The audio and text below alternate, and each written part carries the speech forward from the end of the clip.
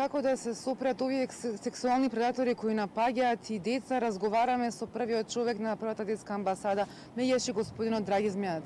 Господин Змјанац, добар ден, добродојавте во вестите на Канал 5 и веднаш кажете ми што предлагате, како да се сопрат овие предатори покрај сите мерки, нели, и оние повисоки казни што им се закануваат? За честени случувања насилување и сексуална злоупотреба, значи едно, зголемена потреба за мобилност, не само на родителите, и на децата, и на институциите, и на граѓанскиот сектор, и на медиумите. Зголемена мобилност за превенција. Во светот 250 милиони девојчиња и 75 милиони момчиња годишно се жртви на сексуална злоупотреба, насилување на овие сексуални предатори. Тоа значи не само едукација, туку и поголемо внимание во какво окружување се движат младите и децата, а кому ги оставаме децата на чување, кому тинеџерите со кого се движат, со какви социопатолошки типови, едноставно треба да се препознае нивните намери од десување, треба да се бидат внимателни, треба да бидат безбедни и на сигурна оддалеченост.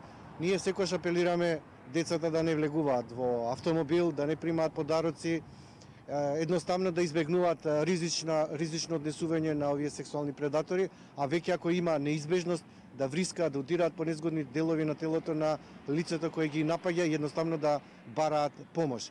Во овој случај секако е доволнителен аларм дека мора и медиумите и граѓанскиот сектор и родителите се мобилизираат, затоа што многу често се повторува и дека не се доволни казните. Превенцијата е одговор за најдобар одговор за било каква репресија, а веќе ако се стори ова најтешко кривично дело кој остава долги трауми на детето, секогаш сме поборници на доживотна казна затвор или за рецидивистите медикаментна терапија за да го контролираат нагонот и либидото. Имате ли само сознание дали се зголемија казните за педофилите и како тоа влијае врз бројот на предмет на вакви случаи? Ние минатата година на наше силно залагање од наши 3 мерки беа 2 земени предвид. Се зголемија казните двојно, значи минимална казна е сега 12 години.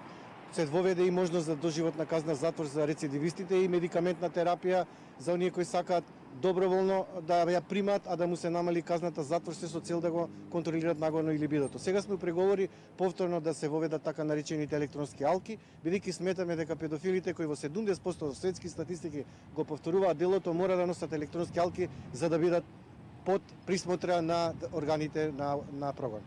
Благодарам многу господин Змјанац што бевте дел од вестите на Канал 5.